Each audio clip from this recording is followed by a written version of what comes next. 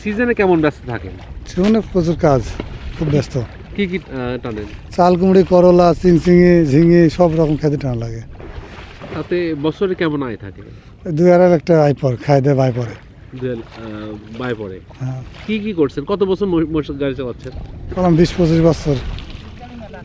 এই এই মসুর গাড়ির পরে সংসার চলে? হ্যাঁ, সংসার চলে। এই কি কি আয় উন্নতি হয়েছে? এখন তো বাড়ি টাড়ি করেছি, দোকানপাট আছে করা, আবার কোনো মজদুরি কিনেছি, নিজের স্বাধীন হয়ে গেছে। এই মোষের দাম কেমন? এজরা 5 লাখ দিকি না। 5 লাখ দিকে না। কত জোড়া মোষ এই যাবত চেঞ্জ করেছেন? তাও তো 2-3 বছর 4 বছর এক জোড়া থাকে, তারপরে পাল্টা 1 বছর থাকে।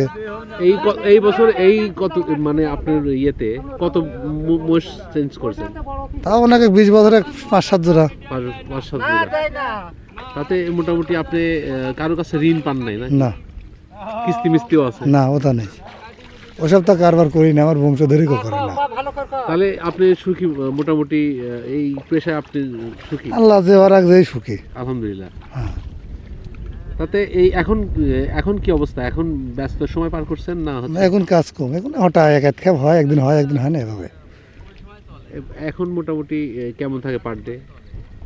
এখন ধরেন করছি তো কাজ কম ডালছে, কাম কাজ নেই, মেশিনে গাড়ি করতে গাড়ি তখন পিস টিস টানে, এখন পাতলা বুতলি দেশে কাম।